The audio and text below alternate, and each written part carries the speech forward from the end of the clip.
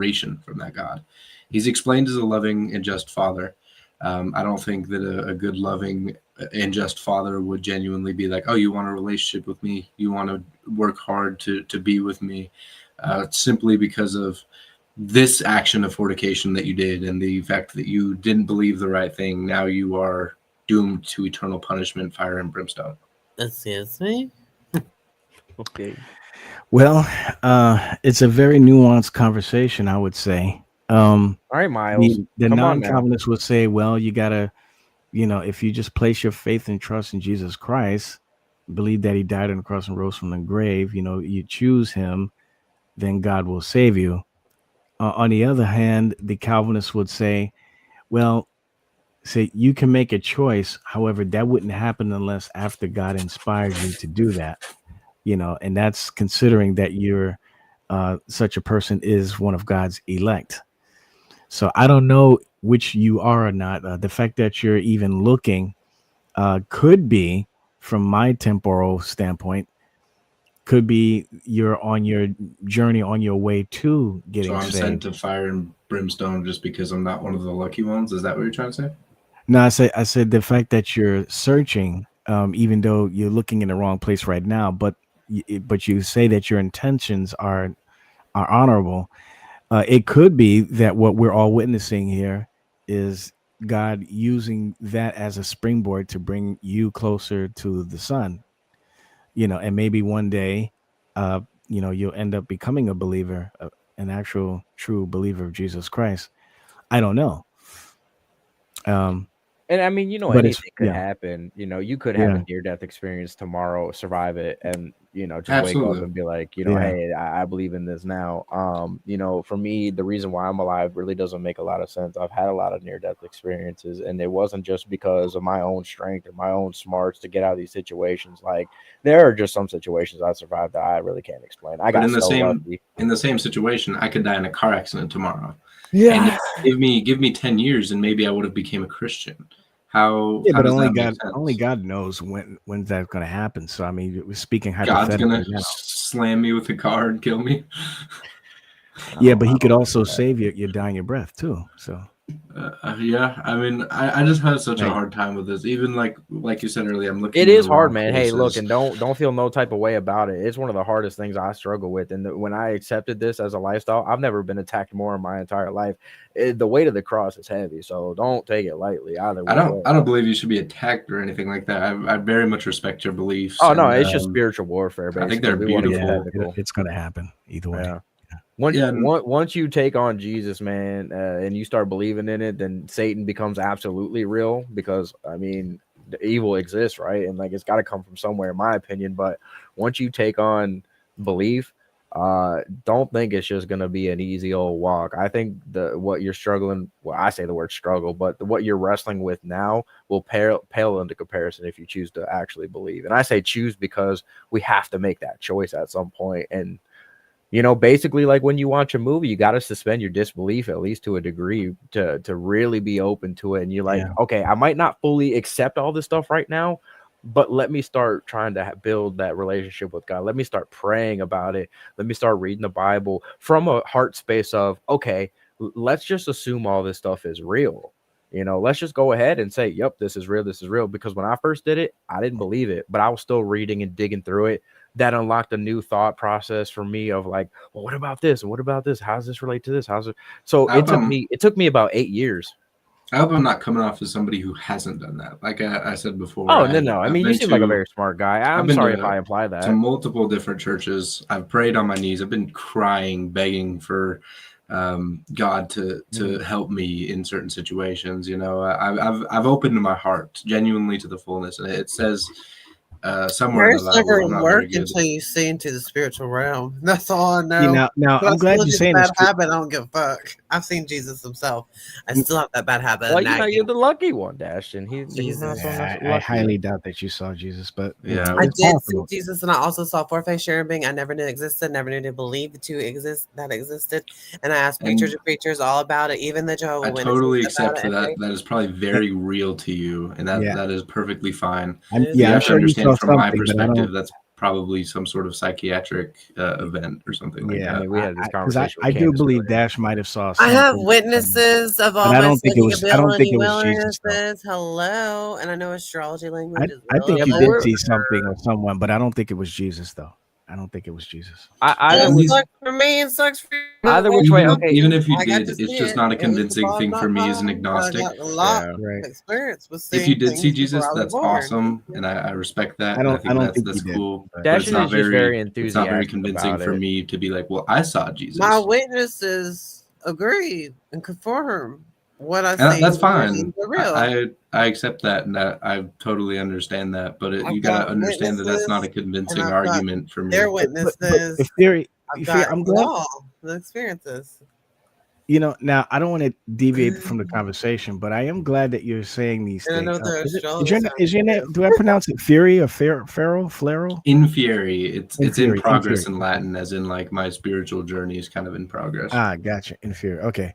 I'm glad that you're saying all that you're saying right now, because this is one of the things I struggle with as a so-called Calvinist with my non-Calvinist brothers. If they were in this room right now hearing you speak, they would keep trying to talk you into just, well, you do this, you just got to place your faith and trust in Jesus Christ. And here you are being very sincere. You're telling us that you've done all these things. You've meditated, you've prayed, you've cried, and yet you're still not convinced. You're not you're not a believer yet. You're not a believer of Jesus Christ yet. I don't have to believe Why? that I have And seen they have to answer I the found question, that we why found is that? Why, after all of the things that you've done out of sincerity, are you Right. not saved yet? Yeah. Now the Calvinist view, it's all from this point on, it's mostly philosophical. So the Calvinist that's my view says, well, territory.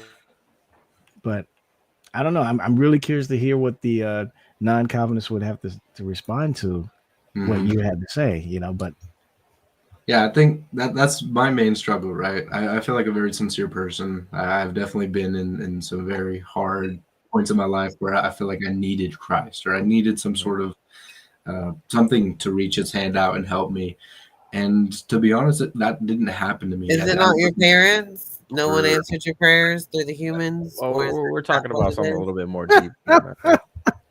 Or are you actually going to see a spirit and a ghost and angel? What are you ever going to see? I'm not even talking about like I don't need to see Jesus, right? Even like an overwhelming feeling of love, Why do you like get all East these other Max talked about, expectations? would be incredible. But I personally did not get that. For instance, my best friend died from suicide. I was unfortunately in the call with him as this happened. I felt completely alone, and like there was nothing I could do. I got on my knees, begged and cried, and for days it felt like, hoping that he had gone to a good place and that he was okay, and that all of that. And I got left with a silence, and honestly, Bible covers that too. I would have done anything to have these experiences. Well, it's one of those things that it really doesn't happen overnight. Like for me, I've been wrestling with it for like 8 years. If we're talking about the first time I opened a Bible, walked into a church and tried my sincere, honest, at the time I would have told you up and down, I tried my absolute hardest to take Christianity seriously, and I just really couldn't.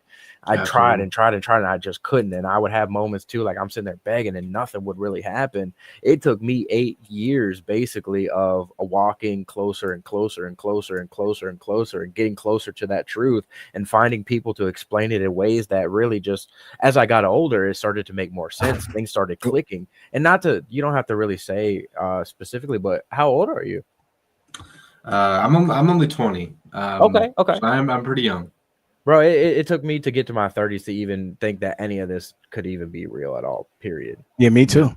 And I started to try in my 20s, and I just couldn't get it, man. It made no sense. And like, how could God condemn this person and like send a baby to hell and all blah, the real deep, dark stuff I took on really early on, and I just couldn't digest it in a way that made any sense at all. But when I had my child, I got to witness unconditional love, and that led me down a thought process of, okay, so this is what unconditional love feels like. I can see that I haven't been giving that to people that I claim that I love. My love always came with conditions. Like if I'm dating you, then, there's certain things that I got to do and you got to do to make us all happy. happy. And like, if you do something I didn't like, then, you know, that wasn't unconditional love. It was like, my love came with conditions. So that unlocks some like something in my brain, and then losing everything, and then that unlocks something in my brain, and eventually over time all these things came back together to make one grand, like, oh, I've been missing the whole point this entire time. It doesn't work that way, you know. So like Veckel said, the fact that you're even open to these ideas and even open up to these discussions and haven't just written off, you know, a God or a Jesus or anything like that completely to the point where you don't even want to talk about it.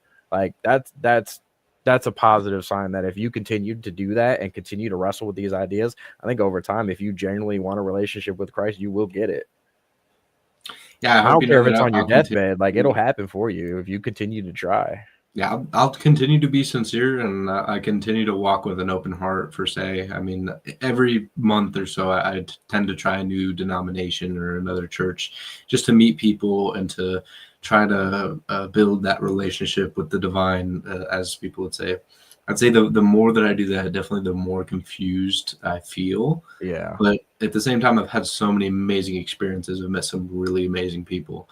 I think a lot of people have explained it pretty well to me. I went to an Orthodox church the other day, and they said it's very rare to find somebody who's agnostic and so like loving of church. I was so Somebody who really loves to church. it, man. Yeah, You're right. That is rare. Absolutely. I love church a lot. In fact, I tell people to go to church pretty often, even though I'm agnostic, which is kind of funny. I mean, it's just a great place for community where most people aren't just going to outright be mean to you for no reason. Like, they're going to try to welcome you in. And like, I agree with you, especially when I was like, now I used to like to go just to hear the music sometimes. Oh yeah. I was friends with a lot of Orthodox musicians who church. played in the band. Mm-hmm. Absolutely. It's beautiful. It's and the experiences people have had are beautiful and amazing to hear. I haven't been convinced yet. And when it comes to arguments like the problem of evil, homosexuality, the evil God theory, stuff like that, it's really hard for me to wrap my head around. I don't know that I ever will be able to, but I hope one day that I will, genuinely. Well, for starters, on a more practical like level, I said too, man, word for word. Like, I don't know if I'll ever be open to it. And then one day, like, it didn't just happen over one day, but one day I woke up and it just made sense to me. It wasn't like a magical thing. It was a total unpacking of a whole life series of mine. But like, I kept doing it and doing it. It's almost like working out and you want to hit a bench press. Like, you're trying so hard and you're like, I don't know if I'll ever get up to here. And then one day you're strong enough to just do it, and it works out. But like Veckel says, the fact that you're honestly open to it and authentically not like your heart isn't closed or hardened enough to be like, oh, it's all bull crap. You know what I mean? You know, so the fact that you're not probably, there. And in theory, it's probably a good thing that you're experiencing this. You know, you're saying that you're being sincere, you're looking, you're searching, and all this other stuff. You even cried, and yet nothing is happening.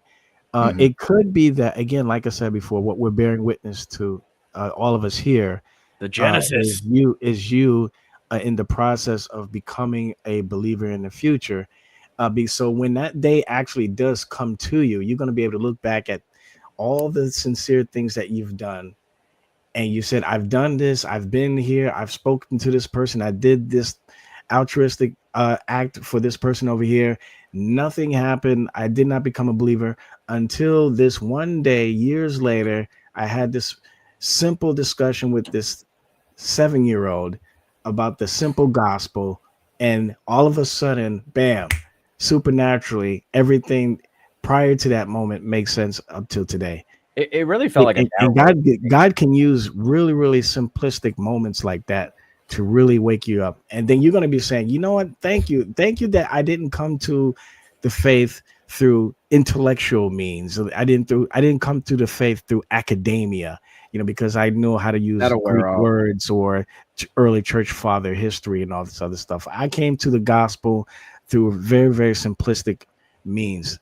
And that's when you're going to be able to give praise to God. Hopefully that happens to you one day.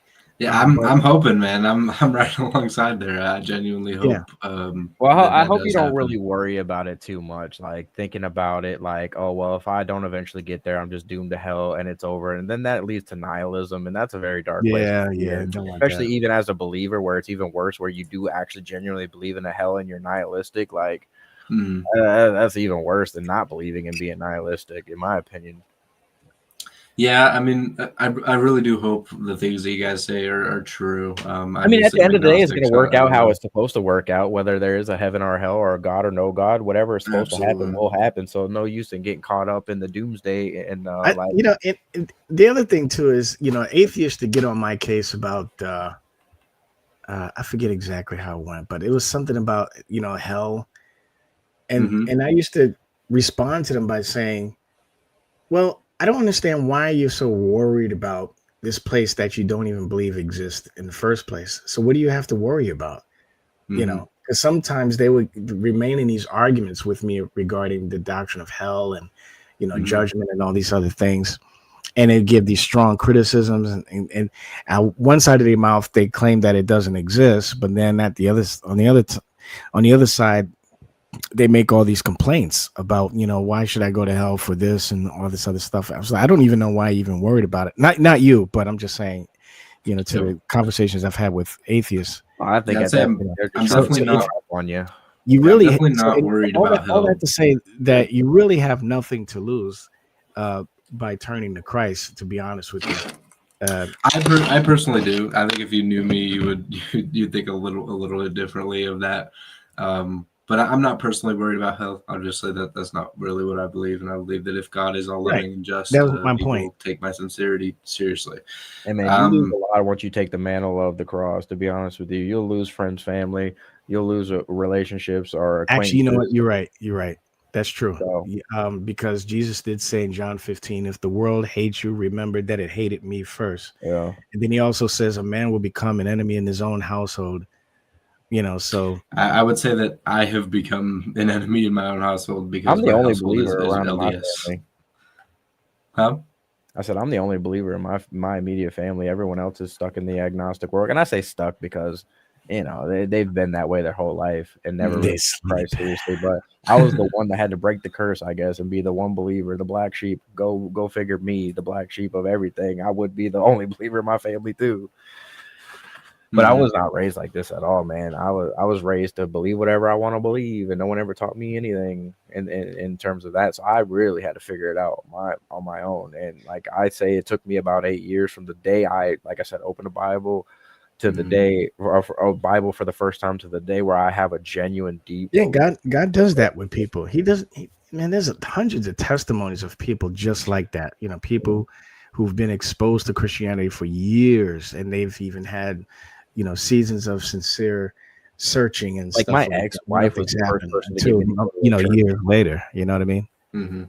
I mean, wasn't Thomas in the gospel rewarded for not believing the things of Jesus's miracles until he was touched by Jesus? You know, he denied, right? He denied, and then Mhm. had signs and wonders from seeing. Right? He And believed I'm not once a he saw Bible scholar, Jesus. so I could be misquoting it. Right, right. No, I think Vicable had the right verses I was looking for. Yeah, Yeah, man. I mean, It would be really hard to man, I'm stroking out over here. Excuse me.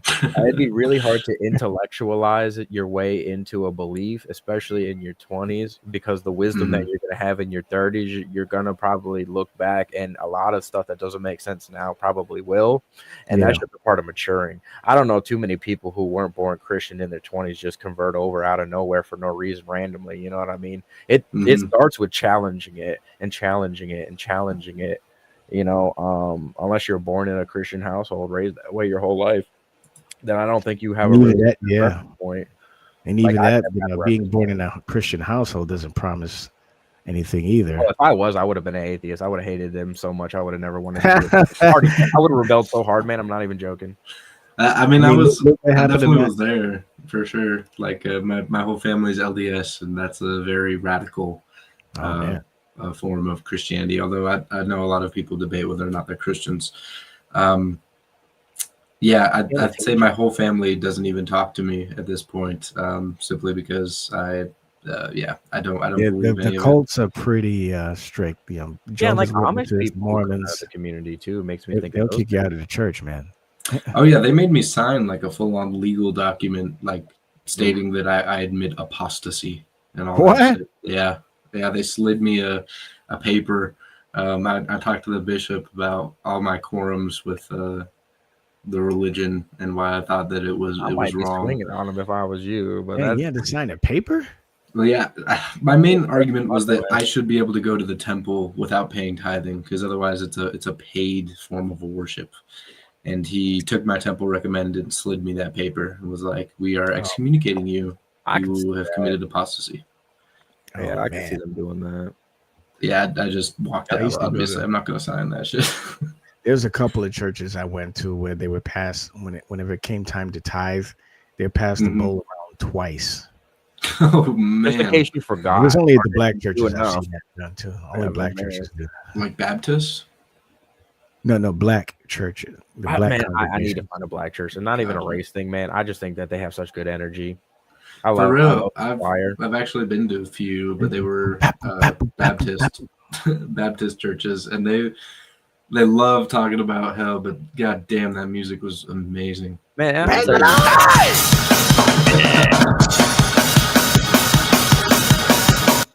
You know who That I was think has some incredible. of the deepest faith in this country in America are black women. They have like